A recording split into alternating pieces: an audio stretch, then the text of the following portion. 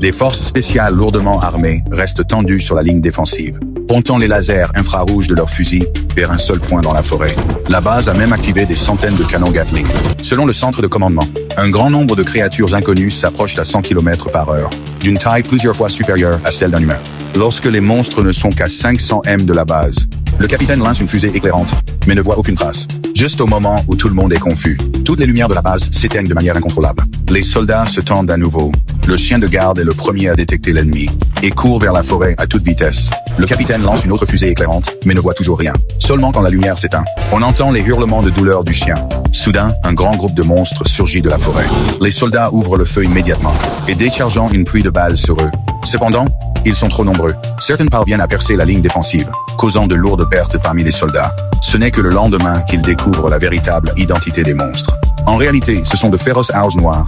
Après une nuit de combat, les soldats parviennent à peine à gagner. Mais le plus terrifiant est encore à venir, car les owls noirs ne peuvent pas se rassembler en tel nombre, ni attaquer les humains sans raison. Pour découvrir la vérité, les soldats décident d'enquêter dans la forêt. Plusieurs hélicoptères armés sont déployés, et des unités blindées d'élite mènent l'avancée terrestre. Étrangement, après avoir fouillé toute la forêt, ils ne trouvent rien d'inhabituel. En revanche, de l'autre côté de la forêt, ils découvrent une ville. Toute la ville est dans un silence total, sans signe de vie. Encore plus inquiétant, tous les bâtiments semblent avoir été coupés en deux par une force mystérieuse. Et le système électrique s'est complètement effondré. En entrant dans la ville, ils placent des lampes portatives sur les murs pour éclairer. Dès qu'elles s'allument, tout le monde est sous le choc. Tout le supermarché est rempli de cadavres, et aucun ne présente de blessures visibles. Les soldats ne peuvent pas déterminer la cause de la mort. Juste au moment où ils se préparent à évacuer, un camarade à l'étage supérieur est attaqué. Tout le monde court pour Aider, Enarivant. Ils voient l'attaquant sauter d'un bâtiment de 100 m, sans subir aucune blessure.